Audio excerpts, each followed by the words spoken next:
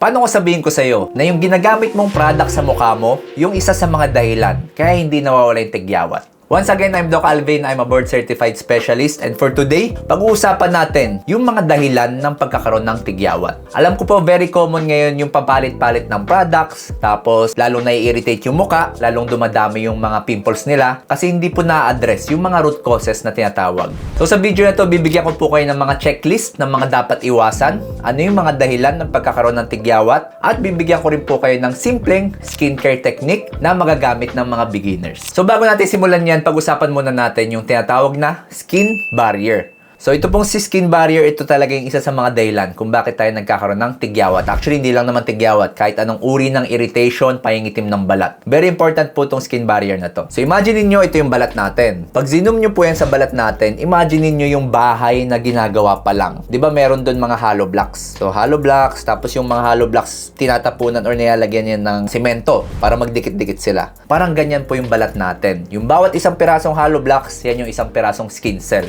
Tapos yung mga semento para magdikit-dikit yung mga hollow blocks na yun yung tinatawag nating hydration or moisture ng mga balat. Kaya po isa sa mga dahilan kaya tayo nagkakaroon ng tigyawat ay dahil kulang sa moisture yung ating skin. Kasi kapag walang moisture, walang semento, ang nangyayari, naghihiwa-hiwalay yung mga hollow blocks na yun. Pag naghiwa-hiwalay yan, lalo magdadry yung skin mo. At very prone ka na magkaroon ng mga irritation. Papasok na yung mga environmental toxin, yung mga environmental factors, yung mga pollution, yung sikat ng araw, etc. Also, isa po sa mga function ng skin barrier ay para may protection tayo laban sa mga germs. So of course, kapag dry ang skin, ang bilis-bilis natin magkaroon ng infection. At dito na po papasok yung sinabi ko sa intro na may mga products po tayong ginagamit na minsan di natin napapansin nakakasira pala ng skin barrier. So magugulat ka, may ginagamit kang facial wash, talagang pinapahid mo siya sa mukha mo every day, every night, kaso lang hindi nawawala yung tigyawat or worst case, lalo pang dumadami. Ilan pa sa mga factors na nakakasira nito ay yung tinatawag na overexfoliation. So pag sinabing overexfoliation, yan yung todo kuskus tayo sa ating balat. So may mga misconception po kasi na para mawala yung mga impurities sa ating muka, kinukuskus natin ng sobrang harsh. Pwedeng face towel o kaya lufa sa mga worst case scenario. Talagang kinukuskus nila. Ang nangyayari, nasisira po yung hollow blocks at yung semento, madaling ma-irritate ang skin mo. Ilan po sa mga senyalis na posibleng sira po ang skin barrier nyo kapag mahapde yung iyong balat. Usually ito pagkahilamos mo, tapos ginamit mo yung product na yon, mahapdi yung pakiramdam, tapos parang namumula siya. Also another senyales, kapag masyadong stretched yung ating muka, yung feeling na parang banat na banat yung balat natin sa muka at parang sobrang dry. Also kapag hindi nawawala yung acne, of course very important sign yan. And kapag sobrang oily ng ating muka. Nagiging oily po kasi yan as a compensation ng katawan natin laban sa sirang skin barrier. Kapag sira na po ang ating skin barrier, ito po yung step by step na nangyayari sa pagkakaroon ng tigyawat. Ito yung makikita natin sa microscope sa sobrang liit na space sa skin mo. Unang-una, dadami yung oil production. Nabanggit natin kanina na nagko-compensate yung ating skin kapag dry yung ating balat. Dahil nagko-compensate, dinadamihan yung oil production para kahit paano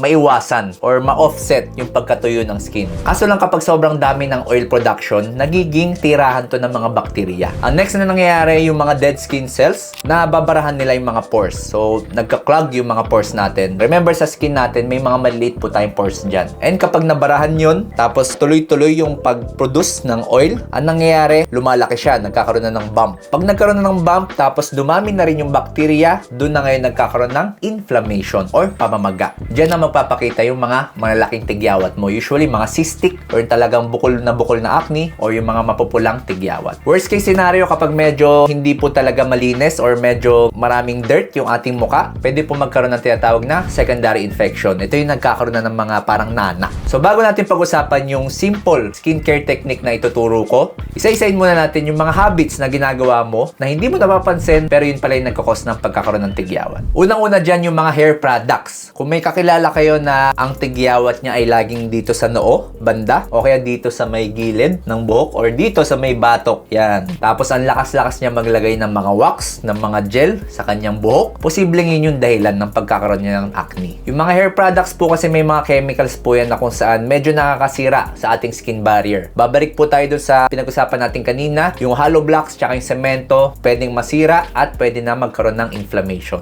Another reason po kasi yung mga products na ginagamit sa buhok nakaka-absorb po yan or nagkukos po yan ng dryness ng skin. Especially kung meron po mga gantong ingredients, bantayan nyo po yung inyong products. Kung merong nakalista dyan na mineral oil, kung may nakalista dyan na petroleum or coconut oil, iwasan nyo po yung mga yan. Kasi yan po yung nagkukos ng pagkatuyo ng skin mo. So, banda dito sa noo o kaya sa batok. Also, another cause, pwede po yan kumapit sa mga hair follicles natin dito kasi hindi naman yan totally natatanggal agad sa isang liguan, di ba? Lalo na yung mga talaga matatapang na products. So, pag kumapit po yan, pwede po yan magbara sa mga pores. And remember, pag nababarahan yung pores, dumadami yung oil, nagkakaroon ng bacteria, magkakaroon ka na ng acne. Next, hormonal problem. Very, very common po ito sa ating bansa. Ang dami po nagsasuffer sa tinatawag nating PCOS. Sa mga kababaihan po ito. Ang nangyayari po kasi dito, hindi po balanse yung hormones ng mga babae. Tumataas po yung tinatawag nating androgens or yung mga testosterone production. Normally, meron naman talagang testosterone ng mga babae. And dapat healthy levels lang yan. Hindi sobrang baba, hindi sobrang taas. Ngayon, kapag sobrang taas, doon na ngayon nagkakaroon ng problem sa oil production pa rin.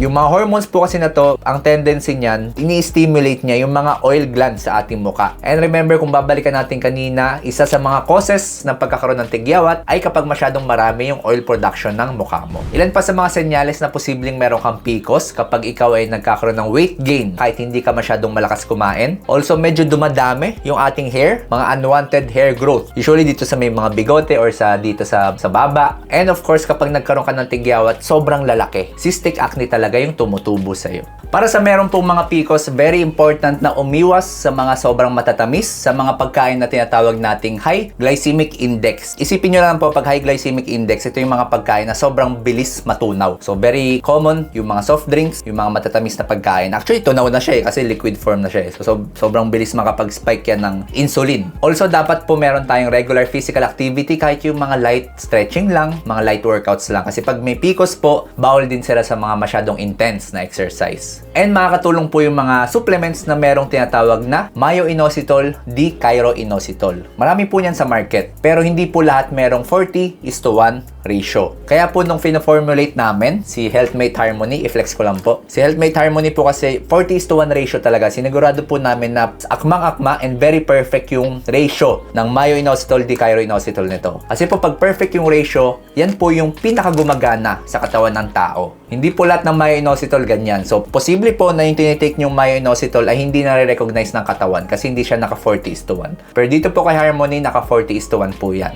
Also, meron din po itong CoQ8 or CoQ10. Ang CoQ10 po, very important na antioxidant. Masyado po kasing stress yung ovaries ng mga pasyenteng may PCOS. So, si CoQ10, nababawasan yung stress ng mga ovaries. Meron din po itong folate. Very important po sa mga nagtatry na mag-conceive or magka-baby. Kasi ang folate, sinusuportahan po niyan yung neural development ni baby or yung pag-develop ng brain. So, kung gusto nyo po i-try si Healthmate Harmony, ilalagay ko po yung link sa description box ng video na to. Next, meron tayong tinatawag na food triggers. Alam ko po, familiar kayo sa mga information na yung chocolate, nakakatigyawat. Yung mga mani, nakakatigyawat. Yung gatas or mga dairy products, nakakatigyawat. Alam nyo ba na talagang posibleng merong katotohanan yan? Pero hindi sa inaakala mo. Ito po mga pagkain kasi na to, pwede niya indirectly na matrigger or kung meron ka ng existing na acne, pwede niyang mapalala yung tigyawat mo. Yung mga chocolates po kasi, yung mga mani and yung mga dairy, medyo inflammatory po ito sa katawan. So, and kung babalikan natin yung steps ng pagkakaroon ng tigyawat kanina, isa po dun yung inflammation. So, kung meron na tayong tigyawat and talagang inflame na yung ating muka, tas yung kinakain pa natin ay nakaka-inflame lalo, talaga pong pwede na mas maging severe or mas lumala yung tigyawat natin.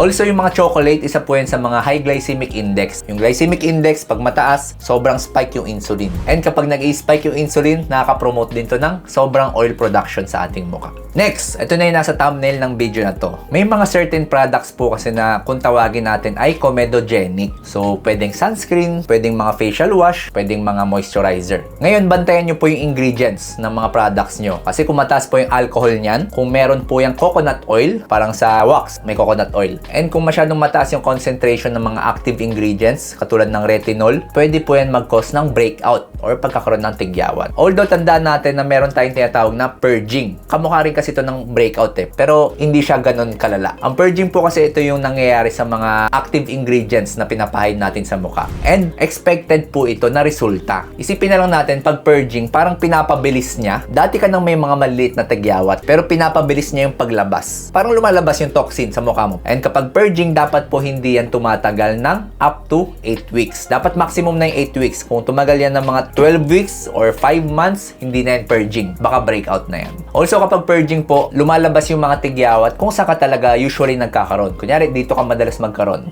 And very important, yung mga lumalabas, hindi ganun kalaki, hindi ganun kapula, at hindi masakit. And case-to-case basis po yan. Yung iba nagpa-purging, yung iba hindi. And tandaan natin na dapat nawawala ito maximum within 2 months. Next, syempre, gasgas na to at alam naman natin to lahat, yung lifestyle factors. Syempre, kapag kulang sa tulog, pangit yung food choices, sobrang stress, meron ka pang bisyo, lahat ng yan pwede mag-cause ng pagtaas ng inflammation sa katawan mo. And very important yung cortisol. Ang cortisol kasi pwede rin yan makapagpamaga ng katawan mo. So kung may existing kang tigyawat, asahan mo na talagang dadami ulit yan. At dadami lalo yan kung hindi mo inaayos yung iyong lifestyle. So ngayon, pag-usapan naman natin yung personal kong skincare na pwede mo ring magawa as a beginner. Actually, very, basic. So, unang-una, pag-usapan natin morning routine ko. So, morning routine, pagkagising ko, maghihilamos muna ako ng mukha. Gamit ko, Cetaphil. So, I think marami na rin naman gumagamit sa inyo nito. Although, medyo mahal po kasi to. So, sobrang tipid ko to gamitin. Para makatipid ako, binibili ko yung malaki. Kasi itong malaki, tumatagal sa akin ng ilang buwan talaga. Tapos,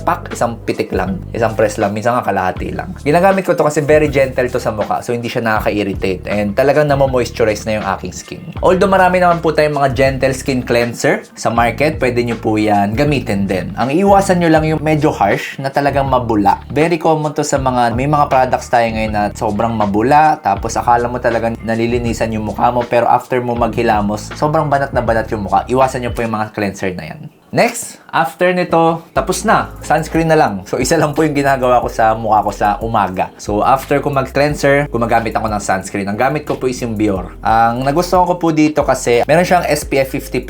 So, kapag ganyan po, maganda yung kanyang protection against sunlight. Again, kapag medyo sira po kasi yung ating skin barrier, ayaw natin yan maarawan masyado kasi pwede po yan masira lalo. Isa rin po sa nagustuhan ko dito, siya watery, hindi siya masyado malagkit sa mukha. So, very important, sunscreen. Ang pipiliin nyo po yung watery lang, huwag masyadong malagkit, and wala po dapat amoy. Non-negotiable po itong sunscreen na. Actually, itong dalawa, non-negotiable to. So, dapat po at least meron kayo nito every morning. Pwede ibang brands, basta yung mga sinabi ko po, tandaan nyo. Ngayon, pagsapit ng gabi, nakauwi na ako sa trabaho, ang gagawin ko bago ako matulog, syempre nakaligo na, ang ginamit ko sa mukha ko ulit is si Gentle Skin Cleanser. So, ito lagi yung panlinis ko sa mukha. Hindi na ako gumagamit ng ibang panlinis sa mukha, mga sabon, mga ibang facial wash. After maglinis ng mukha, gumagamit po ako ng benzoyl peroxide. So, ito po very important sa mga active na tigyawat. Kunyari, meron kayo active na tigyawat sa pisngi, lagyan nyo lang po ng mga pea-sized. So, malilit lang po. Yan. Keratolytic po kasi ito eh. So, pag sinabing keratolytic, nakaka-dry po siya ng tigyawat.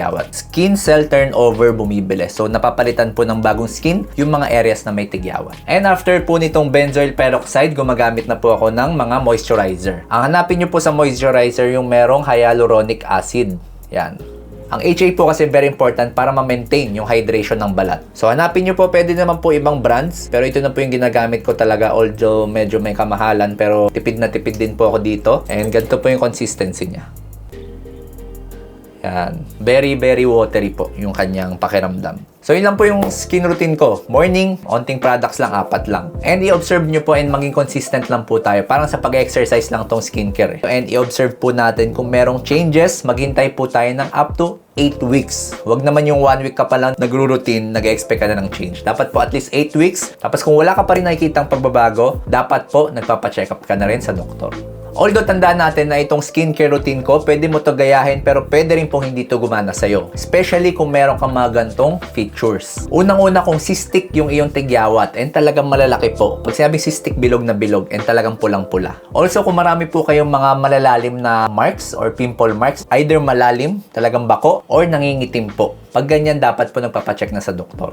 Again, kung pabalik-balik po yung ating acne, baka po hindi product yung kailangan mong i-address. Baka po yung mga root causes na nabanggit natin kanina. Kung gusto niyo po malaman yung mga skincare routine sa bawat skin types, kung oily, kung dry, or kung irritated yung skin nyo, i-comment nyo po acne checklist. Gagawan po natin ng part 2 itong video na to. And kung gusto niyo po malaman yung mga totoong epekto ng mga sikat na kainan ngayon, panoorin niyo po sa video na to. Once again, I'm Doc Alvin, signing out.